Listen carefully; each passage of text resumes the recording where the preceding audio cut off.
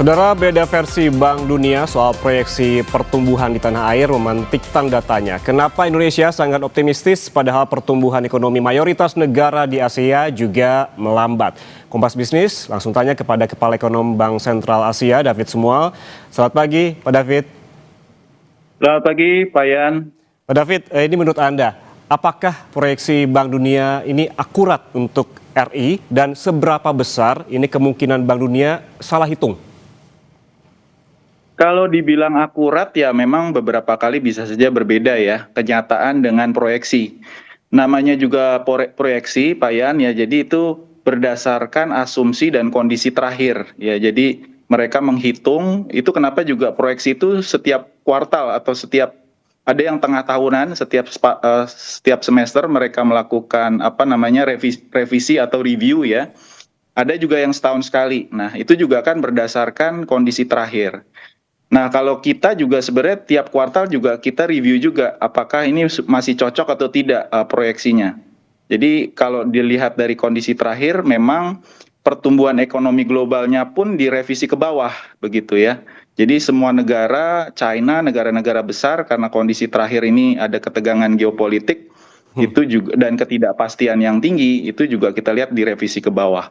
Untuk Indonesia sendiri juga kita perhatikan juga kan pemerintah juga mengatakan pertumbuhan bisa ke arah 6% misalnya untuk tahun ini. Tapi juga range-nya juga cukup lebar ya. Dan juga kalau kita lihat dari Bank Indonesia itu antara 4,9 sampai 5,7. Itu mencerminkan memang kondisi tahun ini bukan kondisinya memang cukup volatile ya, penuh ketidakpastian dan memang perlu ada review ya setiap kuartal paling tidak bagaimana yang penting sebenarnya antisipasinya dan mitigasinya bagaimana kita melakukan skenario analisis karena sewaktu-waktu bisa berubah. Minggu lalu aja mungkin situasi sudah berbeda dengan minggu ini misalnya. Nah, itu yang penting kita lakukan skenario analisis dan contingency plan. Apa yang perlu kita lakukan kalau skenario moderat terjadi, skenario pesimisnya terjadi misalnya, atau optimisnya terjadi seperti apa langkah-langkah yang perlu kita lakukan. Oke, artinya ini sangat dinamis ya, begitu Pak David, asumsi kondisi terakhir yang juga dilakukan atau menjadi basis dari Bank Dunia. Kan yang bilang ini Menteri Keuangan Pak Purbaya yang bilang bahwa Bank Dunia salah hitung dan melakukan dosa besar karena memicu sentimen negatif terhadap tanah air. Sementara pemerintah masih optimistis kuartal 1 tahun ini bisa tumbuh di atas 5,5% hingga 5,6%. Beda versi ini kalau kita melihat kredibilitasnya siapa yang paling kredibel atau memang kredibel menurut versi masing-masing menurut Anda? Ya, saya sependapat sebenarnya kalau dilihat dari sisi momentum pertumbuhan kita sangat baik ya. Jadi kuartal 4 itu kita kan tumbuh 5,5%. Nah, di kuartal 1 ini kalau kita lihat dari leading indicator, coincident indicators ya, yang kita lihat dari data-data terakhir belanja masyarakat, indeks manufaktur dan lain-lain itu sebenarnya terjadi upswing momentum sebenarnya di kuartal 1 ini. Dan dari big data juga kita lihat belanja masyarakat minus 20 sebelum lebaran sampai menjelang lebaran itu juga tumbuhnya lebih baik sebenarnya dari lebaran-lebaran sebelumnya. Ini mungkin ada kaitannya juga dengan positive wealth effect ya. Jadi masyarakat kita kan yang berinvestasi di pasar modal ini juga sudah cukup besar ya. Sudah lebih dari 20 juta orang. Dan kita tahu imbal hasilnya cukup baik tahun lalu ya. Sampai kuartal 1 ini sebenarnya Januari masih cukup baik sebelum ada isu-isu sentimen terkait rating outlook dan juga MSCI. Namun saya agak kita harus cukup berhati-hati untuk kuartal 2 dan seterusnya. Walaupun di kuartal 1 ini perkiraan mungkin pertumbuhan kurang lebih akan sama ya dengan kuartal 4 tahun lalu secara year on year ya. Tapi untuk kuartal 2, ketiga, keempat dan seterusnya memang kita perlu ada upaya dan memitigasi risiko juga karena dari sisi wealth effect-nya kelihatan mulai pudar ya karena kita lihat imbal hasil di pasar modal kan kecenderungan turun. Walaupun memang mungkin investor domestik belum merealisasi keuntungannya, mereka seakan-akan merasa lebih miskin gitu kan. Jadi keinginan untuk berbelanja atau spending investasi ini juga bisa terpengaruh. Jadi ini yang harus kita waspadai apalagi terakhir ini ada isu soal gejolak di Timur Tengah dan dampaknya ke harga minyak, dan juga kita lihat ada tekanan ya. Hampir semua mata uang kita lihat melemah terhadap US dollar, termasuk juga rupiah. Jadi memang ini juga salah satu faktor yang kita khawatir dampaknya nanti ke inflasi, Mas Yan. Oke, kalau kita melihat tadi bahwa awal tahun ini banyak yang berinvestasi dibandingkan awal tahun lalu, begitu dengan adanya rilis dari Bank Indonesia, ini apakah Anda melihat efek dominonya terhadap market dan pasar modal di Indonesia? Rilis World Bank ini mungkin hanya sebagai patokan saja ya, karena memang mereka juga kan bisa saja kembali mereview nanti di kuartal atau di semester 2 kalau kondisinya berbeda.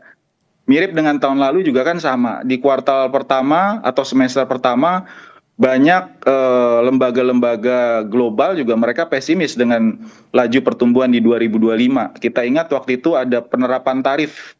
Jadi ada ancaman tarif dari Amerika Serikat yang pada akhirnya sebenarnya tidak terimplementasi juga sampai sekarang begitu tarif tersebut. Apalagi ada keputusan dari Mahkamah Agung Amerika Serikat yang membatalkan. Terus yang kedua juga tahun lalu kan ada perang ya, walaupun hanya 2 minggu. Yang perlu dimitigasi kalau memang harga minyaknya ini ke depan masih akan cukup tinggi ya, dalam tempo waktu yang cukup lama. Tidak seperti tahun lalu yang memang langsung mereda ya harga minyak. Nah ini yang perlu dilakukan langkah-langkah mitigasi, apa yang perlu dilakukan dari sisi efisiensi, dari sisi belanja, dari sisi kebijakan fiskal dan moneternya, Pak Yan. Oke, Pak David, boleh singkat saja.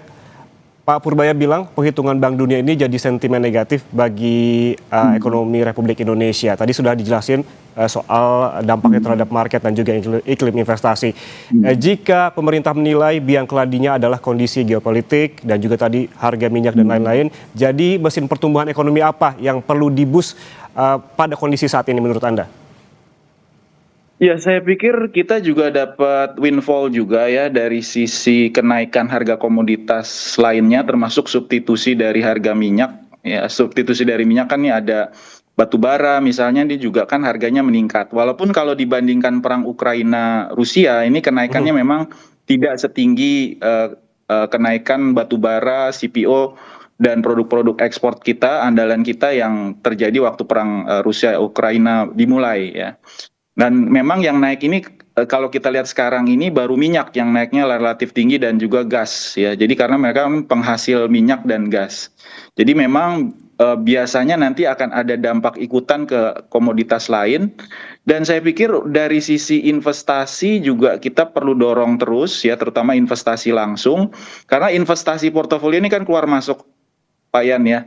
Jadi keluar masuk, kalau ada sentimen negatif seperti sekarang, baik domestik maupun eksternal ya mereka parkir dulu di luar gitu. Tapi kalau misalnya investasi langsung tuh kan komitnya sudah lebih panjang. Nah ini yang mungkin kita perlu dorong. Lalu juga konsumsi domestik tentu perlu kita pertahankan terus. Kalau perlu ada stimulus misalnya dari sisi belanja domestik ini juga kita bisa dorong ya. Terutama untuk belanja-belanja barang durables, Pak Yan.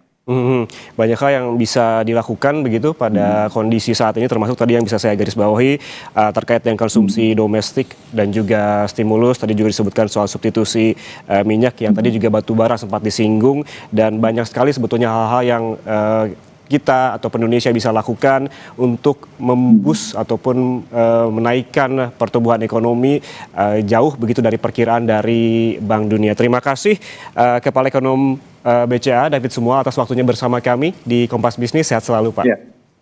Ya, terima kasih.